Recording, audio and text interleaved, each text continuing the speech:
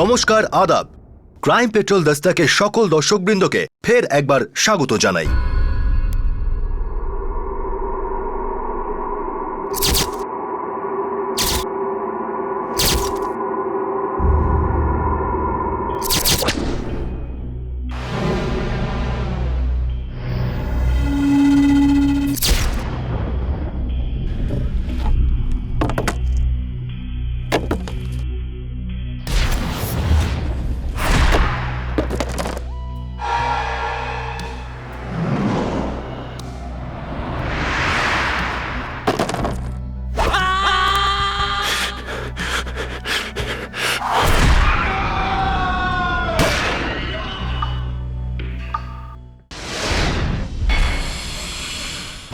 যখন কারো মনে হয় যে তার কোনো জিনিস কেড়ে নেওয়া হয়েছে বা কেউ তা জবরদখল করে নিয়েছে, তখন সেই মানুষ আক্রোশ ও ঘৃণার আগুনে জ্বলতে থাকে। আর সেই ঘৃণা এক বিকৃত রূপ ধারণ করে। নিজেই নিজেকে প্রতারিত মনে করা অপরাধী হিংসাকে সঠিক বলে ভাবতে থাকে। এই ঘৃণা অপরাধের হুঁশিয়ারি, আর এই সংকেতকে উপেক্ষা করা প্রাণঘাতী হয়ে দাঁড়াতে পারে। 24শে জানুয়ারি 2011, উত্তরপ্রদেশ।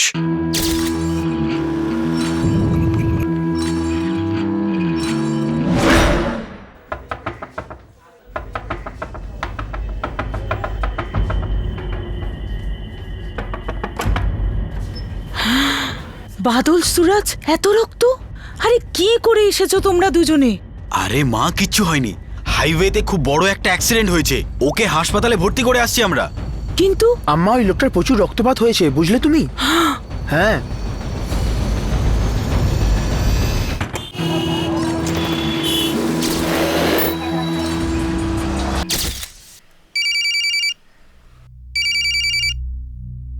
এটা আবার কার নাম? হ্যালো হ্যালো, হ্যাঁ দর্শন বলছেন? আপনি কে? হ্যাঁ, আমি এক্সাম ডিপার্টমেন্ট থেকে বিজি চৌধুরী বলছি।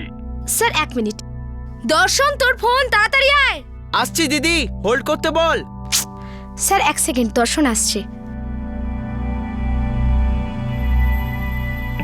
দর্শন, হ্যাঁ শোন, ইলেকট্রিক বিলটা জমা দিতে ভুলিস না। না, ভুলবো না।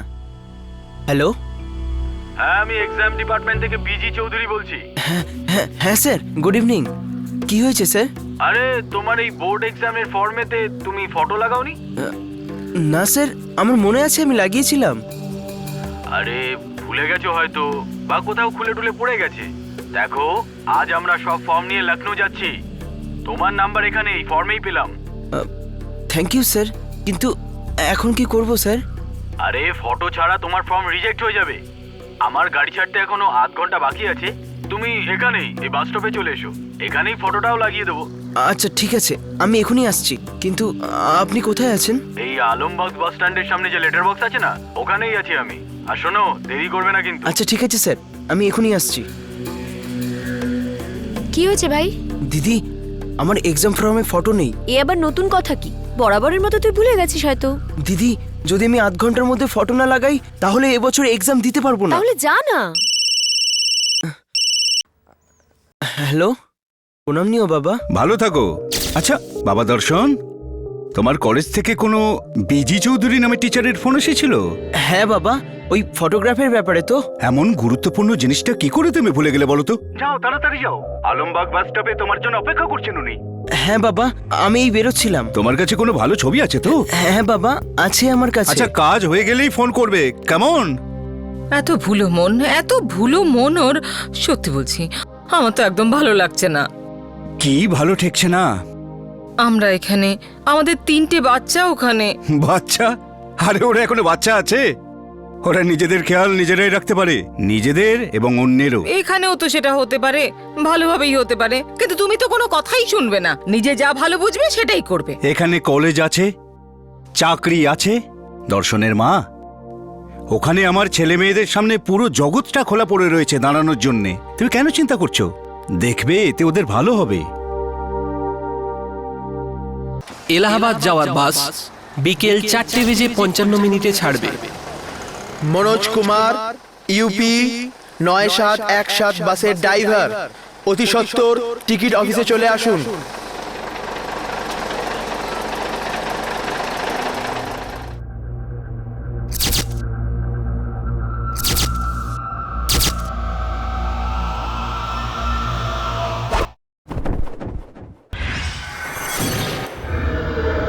সেই রাতে দর্শন আর বাড়ি ফেরেনি। মোবাইল ফোন অফ, কোনো নামগন্ধ নেই।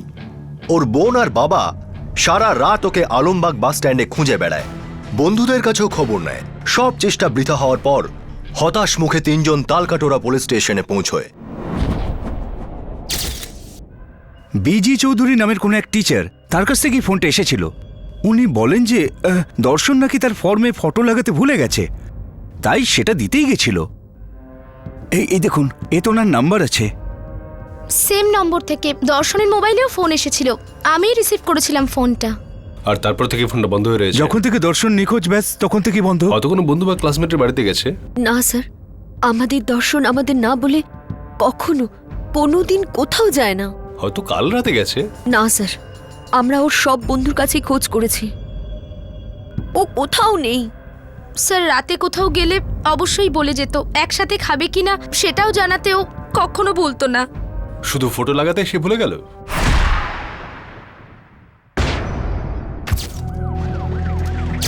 পুলিশ তক্ষুনি দর্শনের স্কুলে পৌঁছয়। স্যার টিচারদের ব্যাপারে আমি কি করে জানবো স্যার? আমি তো শুধু চৌকিদারি করি। খবর রাখো না, কি ছাতার পাতা চৌকিদারি করো? দাও প্রিন্সিপালের নাম্বার। স্যার আমার কাছে নাম্বার নেই। কারো কাছে তো আছে। স্যার অফিসে সবার নম্বর আছে, কিন্তু আমি ওদের কাউকে চিনি না স্যার। ঠিক আছে, অফিস খোলো। আর যদি চাবি না থাকে তাহলে তালা ভেঙে না না, চাবি তো আমার কাছেই আছে, ভেতরে কেউ নেই। চলো।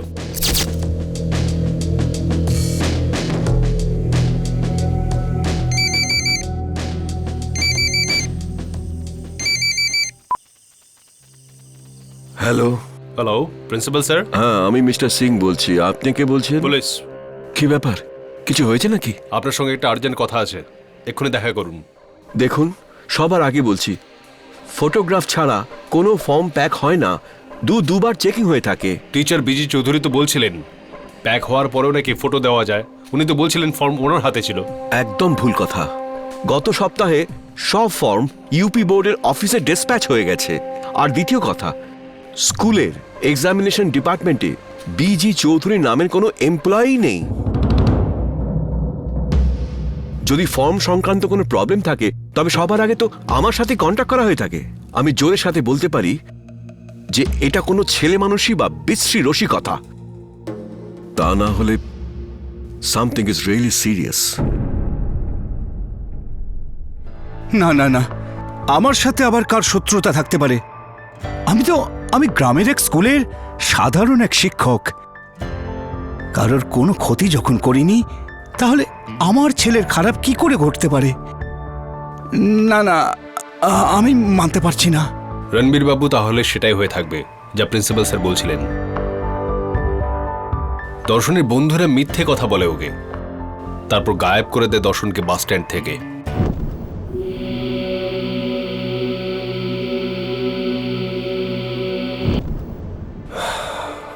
বিকেল তখন 4টে। বাস স্ট্যান্ডে যথেষ্ট লোকজন থাকার কথা, সেখান থেকে আপনার ছেলেকে জোর করে কিভাবে কেউ তুলে নিয়ে যেতে পারে? পরিচিত কারোর সঙ্গে গিয়েছে বোধহয় ও। কার সঙ্গে যেতে পারে? কোথায় খুঁজবো ওকে? আরে তোমার তাতে কি এসে যায়? হ্যাঁ, ছেলেটা তো আমার গিয়েছে, বড় শহর গিলে নিয়েছে আমার ছেলেটাকে। সব সময় আমি তোমাকে বলে এসেছি আমার বাচ্চাদের শহরে পাঠিও না, কিন্তু তুমি আমার কোনো কথাই কান দাওনি, শুধু নিজের গো ধরে বসে রইলে। মা, এখন কেঁদে কি হবে বলো? আমি বলছি তো দর্শনের কিছুই হয়নি, হয়তো কোনো বন্ধুর কাছে গেছে, সেলফোনটাও হারিয়ে ফেলেছে, ভুলমন্ত ছিলই ওর। মোবাইল থেকে শুধু ফোন করা যায় নাকি? পাবলিক বুথ ছিল না ফোন করার জন্য? মা,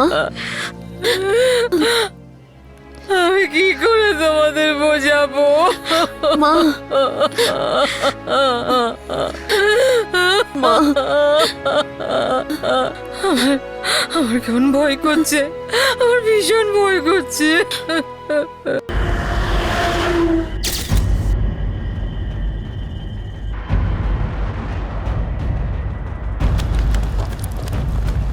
পরের দিন কানপুর রোডের ধারে স্থানীয় লোকজন একটি মুন্ডহীন দেহ দেখতে পায়। তৎক্ষণাৎ তারা পুলিশে খবর দেয়।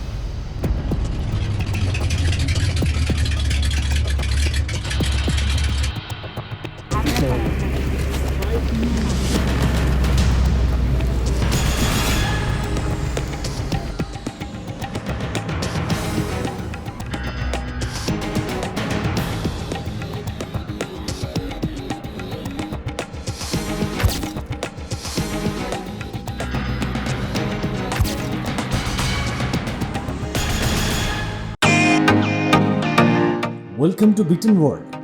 How may I assist you? নতুন ফ্ল্যাটের জন্য একটা স্ট্যান্ড ফ্যান আর কুলার নেব। এই পচা গরম থেকে একটু স্বস্তি চাই। বাজার চলতে সব ব্র্যান্ড আর ভরসাযোগ্য নয়। তার জন্য তো আমাদের ফ্যান আছে, all purpose bullet table fan, ceiling fan. আমাদের সিলিং ফ্যান কিন্তু 30 মাসের ওয়ারেন্টি সহ পাওয়া যায়।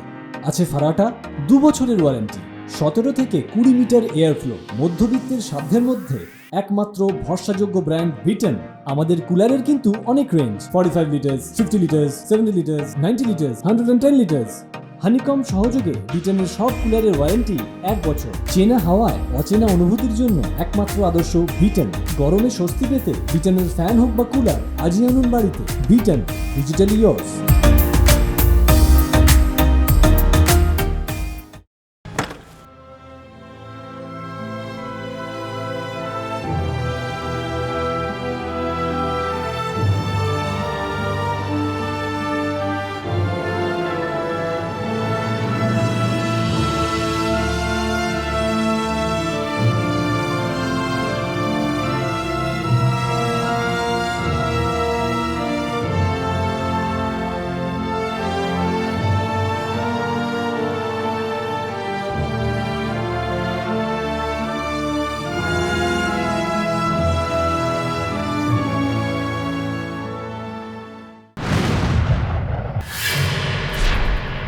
বিভ্রান্তিকর একটা ফোন কল, বাস সেই ফোন কলের পরই 17 বছরের দর্শন যাদবের মাথা আলাদা আর শরীর আলাদা হয়ে যায়। মা বাবার একমাত্র পুত্র সন্তান। কি ছিল সেই নৃশংস হত্যার কারণ, আর সেই নিষ্ঠুর খুনি কে ছিল? দর্শন আমারই স্টুডেন্ট ছিল, সামনের বছর 12 ক্লাসে উঠতো। আচ্ছা, 11 ক্লাসের বোর্ড এক্সামের ফর্ম আপনি তো চেক করে স্টেট বোর্ড অফিসে পাঠিয়েছিলেন? হ্যাঁ। ফটোগ্রাফ লাগানো ছিল? নিশ্চয়ই লাগিয়েছিল। কেমন ছিল পড়াশোনায়? ভালো, খুব ভালো ছাত্র। কখনো কারোর সঙ্গে ঝগড়া মারামারি? না না, ওয়েল বিহেভড ছিল দর্শন। দেখুন, আমাদের স্কুলের ডিসিপ্লিন খুবই কড়া। এখানে মারামারি কোনো প্রশ্নই ওঠে না। সবার ওপর কড়া নজর রাখা হয়ে থাকে। অর্থাৎ দর্শনের উপর কোনো একজনের কড়া নজর ছিল। সে জানতো যে দর্শনের এক্সাম ফর্ম পাঠানো হয়েছে, আর সেই খবরের সে ফায়দা নিয়েছিল। দর্শনকে ফাঁসায় আর তাকে এটা বিশ্বাস করতে বাধ্য করে যে তার ফর্ম পুরোপুরি কমপ্লিট হয়নি। দেখুন, আমাদের যারা অ্যাডমিনিস্ট্রেটিভ স্টাফেরা আছেন তারা প্রতিটি জিনিস অত্যন্ত সাবধানে রাখেন। কোনো নিউজ লিক হয়নি। কেন? আপনার স্টাফের মধ্যে তো কেউ হতে পারে। আচ্ছা, কেউ এমন কাজ করবে কেন? তাও আবার বাস স্টপে ডেকে একটা ফটোগ্রাফ দেওয়ার অজুহাতে? No no no, I don't believe this. This is unduly impossible.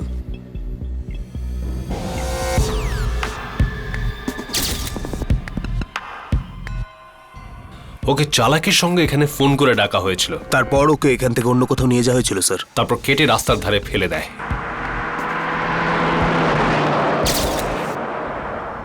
আধ ঘন্টা বাস স্টপেজ মার্ডার লোকেশন থেকে আধ ঘন্টা দূরে। যদি দর্শন এখানে আসা পর্যন্ত বেঁচে থাকে তার মানে ও খুনিকে চিনতো স্যার। হতে পারে সেই পরিচিত লোকটি সবার আগে অন্য কাউকে দিয়ে দর্শনকে ফোন করায়, তারপর রণবীরকে, অর্থাৎ বাবা ছেলে দুজনকে ধোঁকা দেয়। 07620986678 এই নাম্বার থেকে দর্শন আর তার বাবাকে ফোন করা হয়েছিল।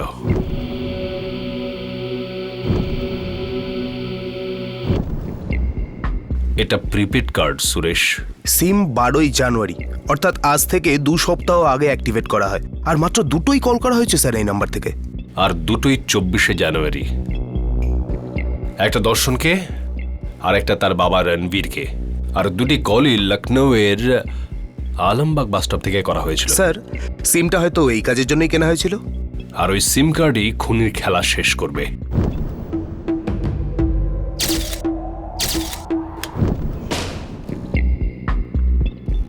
স্যার, এই সিম কার্ডটা জগদম্বা টেলিসার্ভিস থেকে কেনা হয়েছিল।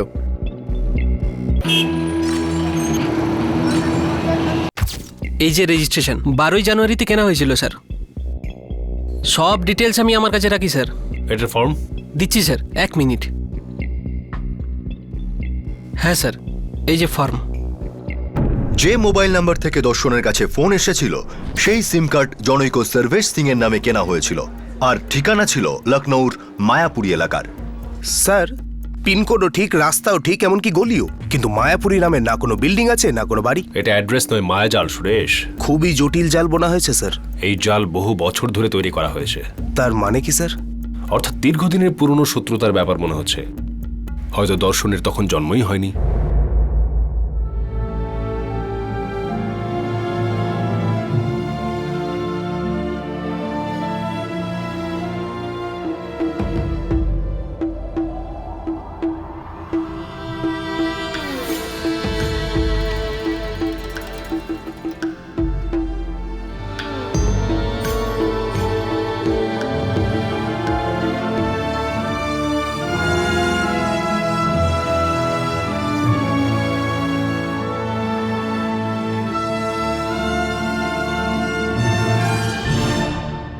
সরি স্যার, আমরা ভয়েস কিংবা অন্যান্য ডিটেলস তখনই রেকর্ড করে থাকি যখন আমরা বিশেষ সার্ভিলেন্স অর্ডার পাই, আদারওয়াইজ নয়। আপনার মোবাইল কোম্পানির সিম কার্ড একটা ফলস অ্যাড্রেসের ভিত্তিতে কেনা হয়েছে, কোনো ভেরিফিকেশন হয়নি। তার মানে এই ফোনের আসল ইউজারকে ট্রেস করাটা মনে হয় ইম্পসিবল।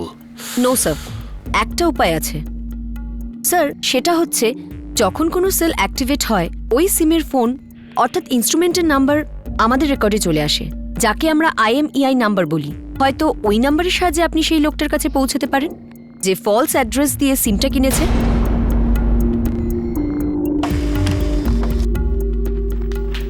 এই নিন স্যার ওই ফোনের IMEI নাম্বার। চেস করা যেতে পারে ফোনটাকে? যদি এতে অন্য সিম লাগানো থাকে আর সেটা চালু থাকে, ইয়েস স্যার, ওই ফোনকে ট্রেস করা যেতে পারে।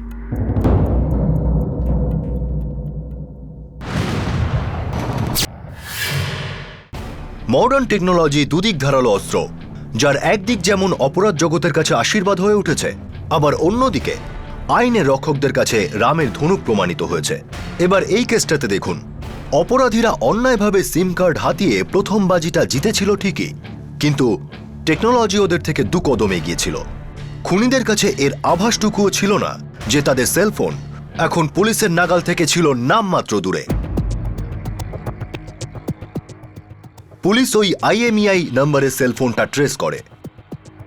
সৌভাগ্যবশত ওই ফোন অ্যাক্টিভ ছিল। সত্যি আমি কিছুই জানি না প্রেরণা, যে কোনো সময় যা কিছু হতে পারে, আমাকে কলেজও ছাড়তে হতে পারে। চুপ, এমন ফালতু কথা বলো না প্লিজ। তোমার 2 বছর কমপ্লিট হয়ে গেছে, বাকিটাও ঠিক হয়ে যাবে। ফিজ আকাশ থেকে পড়বে বুঝি?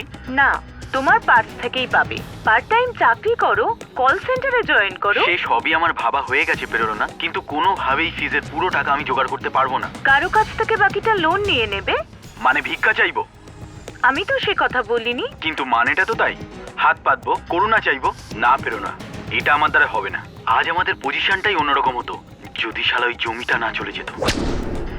আজ আমাকে এমন অবস্থায় পড়তে হতো না। কাম অন ইয়ার, বারবার ওই জমির ব্যাপারে কথা বলে বাস্তব তো আর বদলে যাবে না। কেন বদলাবে না? এটা তো শুধুমাত্র একটা কাগজের ব্যাপার। আজ মনোজের নামে আছে, কাল আমার নামে হতে পারে। নাম্বারটা নাও। যে লোকটার ফোন আমরা সার্ভিলেন্সে ট্যাপ করেছিলাম সে কোনো এক প্রেরণার সঙ্গে কথা বলছিল। আপনি কোনো প্রেরণাকে চেনেন? না তো। ওদের দুজনের কথার মাঝে কোনো মনোজের নাম আসছিল। মনোজ নামে কাউকে জানেন আপনি? মনোজ? মনোজ তো আমাদের খুড়তো দাদার নাম। হ্যাঁ, ও আমার আপন ছোট ভাইয়ের ছেলে হয়, মনোজ যাদব। এর মধ্যে ওর নামে কোনো জমি ট্রানজাকশন হয়েছে? মানে ও কোনো জমি পেয়েছে কিছু? হ্যাঁ পেয়েছে, আমি দিয়েছি। কেন? আসলে গ্রামে আমাদের একটা পৈতৃক জায়গা ছিল, যার একটা ছোট অংশ মনোজের প্রাপ্য ছিল, তাই তাকে দিয়ে দিয়েছি। কোন গ্রাম? কোথায় সে জমি? Madhabganj, district হারদুই। Sir, number trace হয়ে গেছে, 8760589688। রণবীর বাবু, এই লোক আপনার পরিচিতই হবে, এমন হতে পারে আপনার আত্মীয়। ইন্সপেক্টর সাহেব, এই যে নামটা প্রেরণা, নামটা মনে হচ্ছে আমি কোথাও শুনেছি। মনে করুন, কোথায় শুনেছেন আপনি? হ্যাঁ ইন্সপেক্টর সাহেব, ওটা 8-10 দিন আগের কথা হবে। গ্রামের বাড়ির ছাদে আমি আমার খুড়তুতো ভাই সুরজ আর বাদলের সঙ্গে ছিলাম।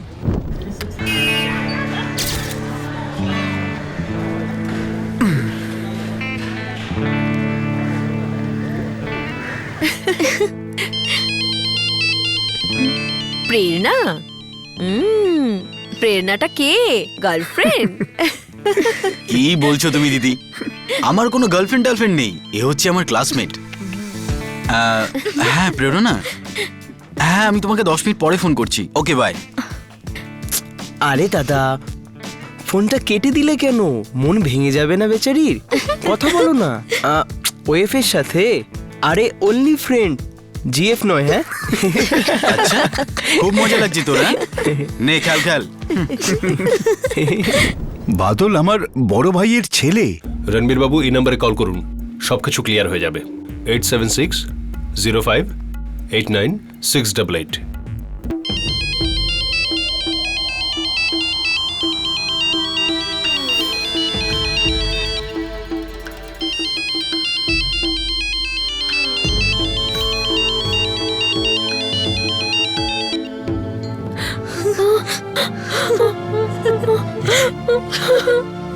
ভগবান,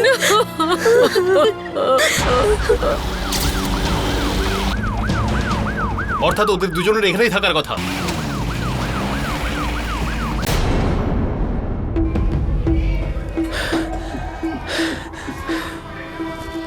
সব শেষ হয়ে গেল। বাদল আর সুরজ কোথায়? ওরা তো উপরে। কিন্তু স্যার কি ব্যাপার? আরে বলবেন তো, আরে কি হয়েছে? আরে দাঁড়া, ধরো ওকে। পালাচ্ছিস কোথায়? চল তোকে কি ব্যাপার? কি হচ্ছে এসব? আপনার ছেলেকে গ্রেফতার করতে এসেছি। কেন? কেন বল, কি কাণ্ড ঘটিয়েছিস তুই? বল।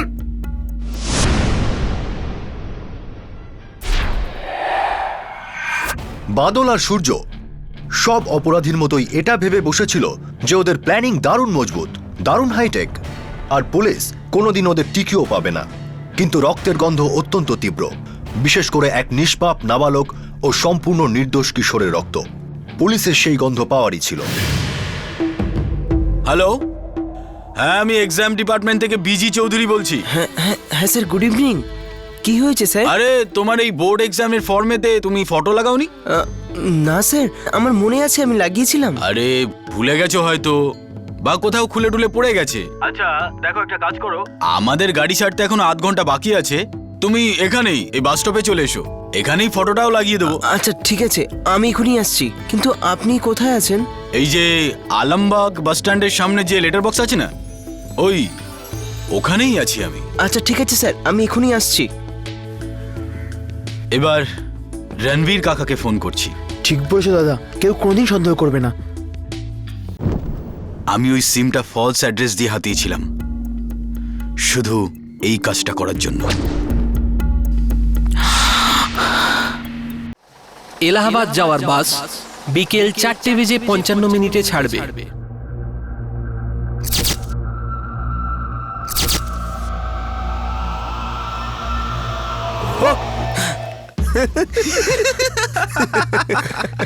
আরে দাদা, তোমরা এখানে? আরে আমরা তো তোর গাধামি দেখবো বলেই চলে এলাম।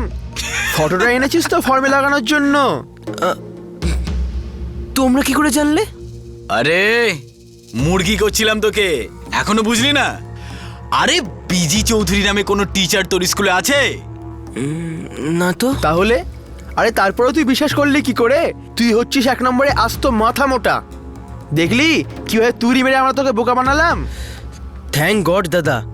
জানো আমি কত ভয় পেয়েছিলাম, কারণ আমি তো ফর্মে ফটো লাগিয়েছিলাম। আরে ফটো তো তোর এই মুখটা লাগানো দরকার ছিল, ভয়ে কাচু মাচু কাদো মাদো, তাই না?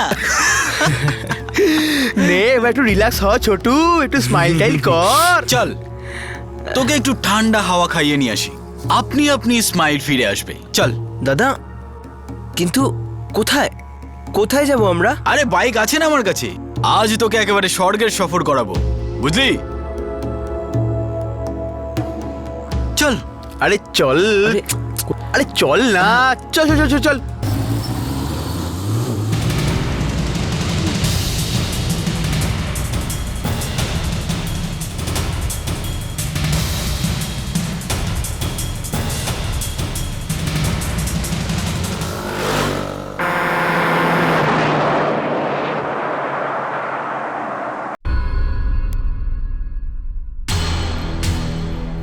দাদা বলো না, কোথায় যাচ্ছি আমরা?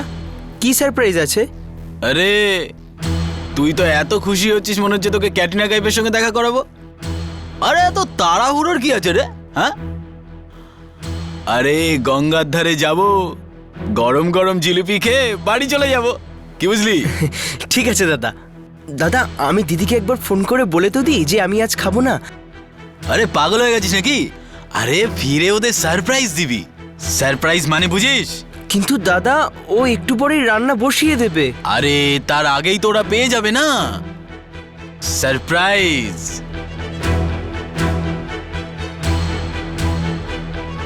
মস্ত বড় সারপ্রাইজ।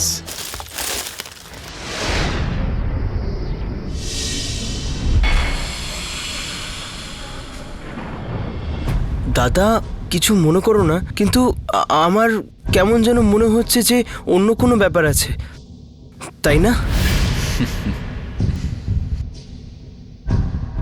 একদম ঠিক বলেছিস তুই। কিন্তু তোর এর মধ্যে কোনো হাত নেই। শুধু এটা জেনে রাখ যে আজ তুই বলির পাঁঠা হলি।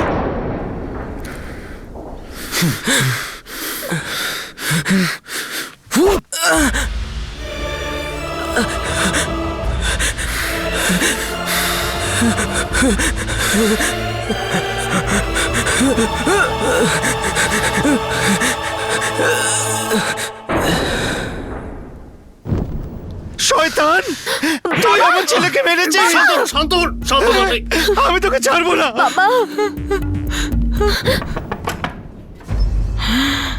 বাদল, সুরাজ, এত রক্ত! আরে কি করে এসেছো তোমরা দুজনে? আরে মা, কিচ্ছু হয়নি। হাইওয়েতে খুব বড় একটা অ্যাক্সিডেন্ট হয়েছে, ওকে হাসপাতালে ভর্তি করে আসছি আমরা। বল, দর্শনের মাথাটা নিয়ে কি করেছিস তোরা? বল।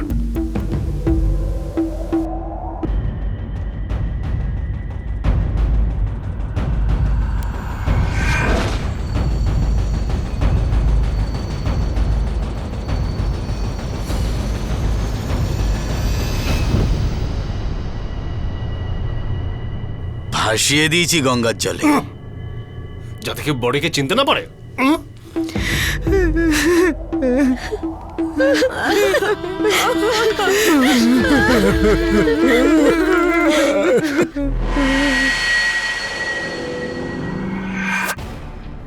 বাদল আর সূর্য নিজেদেরই তৈরি জালে জড়িয়ে যায়।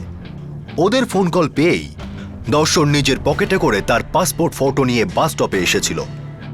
সেই ফটো তার পকেটেই থেকে যায় আর তার চেহারাকে খুব সহজেই চেনা সম্ভব হয়। দর্শন ধারণাই করতে পারেনি যে তার নিজের ভাই তারই শিরোচ্ছেদ করার জন্য ডেকে এনেছে। তাদের ঘৃণার ব্যাপারে সে বিন্দুমাত্র আঁচ করতে পারেনি। কিন্তু যখন সন্দেহ হলো, অপরাধের হুঁশিয়ারি শুনল, তখন অনেক দেরি হয়ে গেছে। দাদা কিছু মনে করো না, কিন্তু আমার কেমন যেন মনে হচ্ছে যে অন্য কোনো ব্যাপার আছে, তাই না? রণবীর কাকা পৈতৃক জমির অংশ অন্য কাকার ছেলে মনোজের নামে লিখে দেয়। আমরা কিছুই পেলাম না। আমরা অভাবে ডুবে যাই, কিন্তু তাতে কারোর কিচ্ছু এসে যায়নি। আরে ওই জমিটা আমরা পেলে আমাদের বেশি উপকার হতো।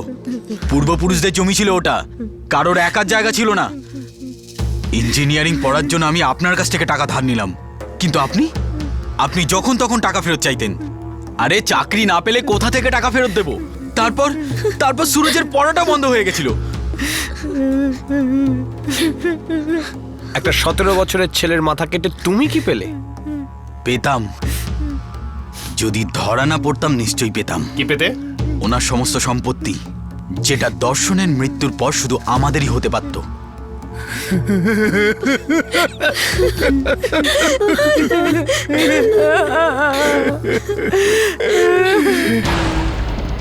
দর্শনের কেটে ফেলা মাথার খোঁজ পুরো 1 সপ্তাহ ধরে চলে। কিন্তু মা গঙ্গার ইচ্ছে ছিল অন্য। তিনি দর্শনের ছিন্ন মস্তককে নিজের গভীরে কোথাও লুকিয়ে রেখেছিলেন। পুলিশের হাতে তা পৌঁছয়নি।